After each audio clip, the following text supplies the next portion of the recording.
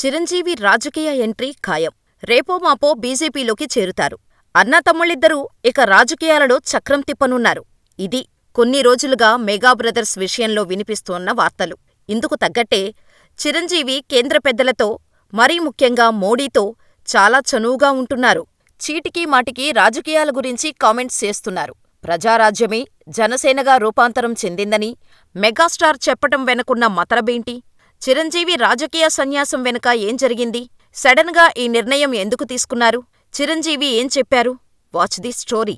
Megastar Chiranjeevi తన రాజకీయ భవిష్యత్తుపై చేసిన కామెంట్స్ ఇప్పుడు సోషల్ మీడియాలో తెగ వైరల్ అవుతున్నాయి. హైదరాబాదులో జరిగిన బ్రహ్మ ఆనందం ప్రీ రిలీజ్ ఈవెంట్లో పాల్గొన్న చిరంజీవి తన రాజకీయ అనుభవం, భవిష్యత్తు ప్రణాళికల గురించి చెబుతూ రాజకీయాలకు పూర్తిగా దూరంగా ఉంటానని, ఇకపై తన జీవితం సినిమాలకే అంకితమని స్పష్టంగా చెప్పేశారు.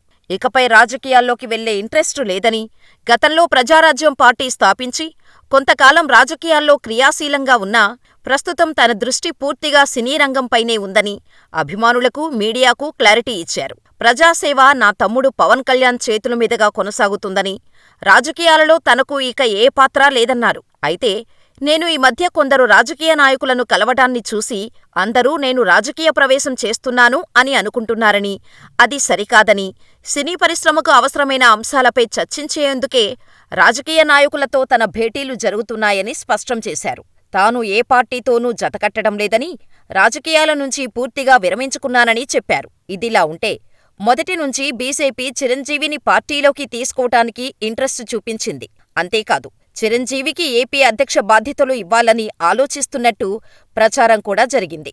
ఈ వార్తలు ఎక్కువ అవటం సోషల్ మీడియా, కొన్ని మెయిన్ స్ట్రీమ్ మీడియాలు చిరంజీవి రాజకీయాల్లోకి రీ ఎంట్రీ ఇస్తున్నట్టు రాయటంతో ఈ ఇష్యూ పెద్దదేవ్వకుండా ఉండాలనే ఉద్దేశంతో చిరంజీవి రాజకీయ సన్యాసం ప్రకటించినట్టు అభిప్రాయపడుతున్నారు అభిమానులు. అయితే కొందరు మాత్రం ఏపీలో వైసీపీ నాయకులు, తెలంగాణలో కాంగ్రెస్ సీఎం రేవంత్ రెడ్డి వల్లే చిరంజీవి రాజకీయ సన్యాసం తీసుకున్నాడని సోషల్ మీడియాలో వార్తలను వైరల్ చేస్తున్నారు.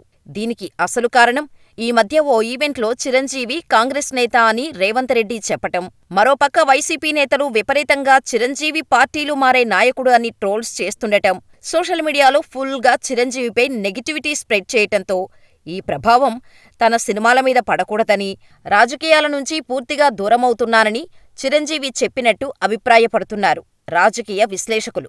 అయితే చిరంజీవి 2008లో ప్రజారాజ్యం పార్టీని స్థాపించి తొలి ఎన్నికల్లో గట్టి పోటీ ఇచ్చారు.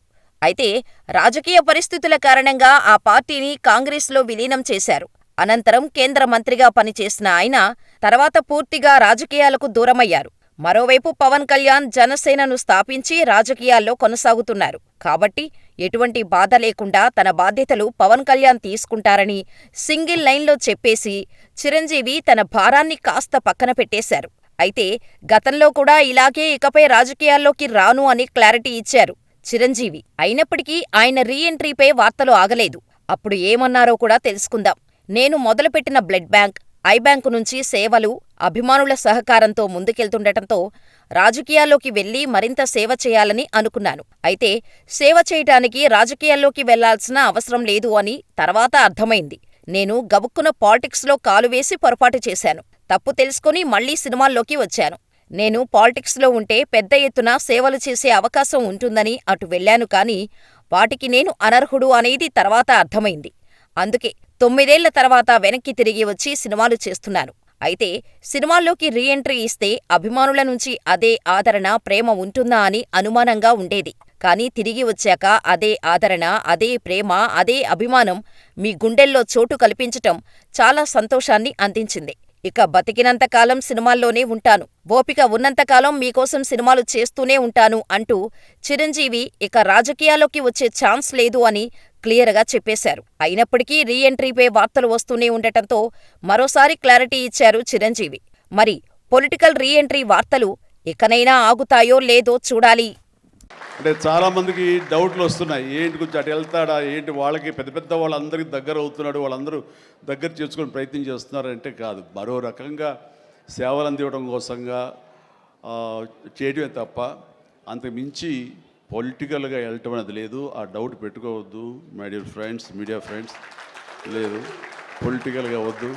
పొలిటికల్గా ముందుకు వెళ్ళటానికి నేను అనుకున్న లక్ష్యాల్ని, నేను అనుకున్న సేవాభావాల్ని, ఆ సేవల్ని చేయడం కోసంగా పవన్ కళ్యాణ్ ఉన్నాడు, ముందుకు వెళ్తున్నాడు. Yes, thank you so much, love you all. Brahmanandam మరొకసారి పెద్ద హిట్ అవుతుంది, అవ్వాలి. దాన్ని మీరందరూ హక్కును చేర్చుకోండి, మీ ఆశీస్సులు ఇవ్వండి. నేను పాలిటిక్స్ నుంచి ఎగ్జిట్ అయ్యి సైలెంట్గా ఉండటమే ఇప్పుడు ఇది మా తమ్ముడికి అది హెల్ప్ అవుతుందేమో అని అన్నానా ఏమో తెలియదు నాకు. కాబట్టి నా మద్దతు నా తమ్ముడికి అన్న స్ట్రాంగ్గా మాత్రం నేను చేయలేదండి. మేబీ డెఫినెట్గా ఫ్యూచర్లో ఏమో తెలియదు. వాడు నా తమ్ముడు తనకు నా తమ్ముడికి తన నిబద్ధత, తన నిజాయితీ ఇవన్నీ నాకు చిన్నప్పటి నుంచి తెలుసు. నాకు అందులో ఎక్కడా కూడా పొల్యూట్ అవ్వలేదండి. అంతటి నిబద్ధత ఉన్నటువంటి నాయకులు మనకు రావాలి. వాళ్ళు ఏ పక్షాన ఉంటారు, ఎటు ఉంటారు, ఎలా ఉంటారు అనేది భవిష్యత్తులో ప్రజలు నిర్ణయిస్తారు. బట్ అలాంటి వాడు రావాలనే నా ఆకాంక్ష. దానికి డెఫినెట్గా నా సపోర్ట్ ఉంటుంది. అండ్ నేను ఒక పక్కన తను ఒక పక్కన ఉండటం కంటే నేను విత్డ్రా చేసుకుని సైలెంట్ అయిపోవటమే. తను ఎమర్జ్ అవుతాడు, ఫ్యూచర్లో బెస్ట్ నాయకుడు అవుతాడు. ఏమో ఏలే అవకాశం ప్రజలు తనకి ఇస్తారేమో నేను భావిస్తాను. అలాంటి రోజు రావాలని కూడా కోరుకుంటున్నాను.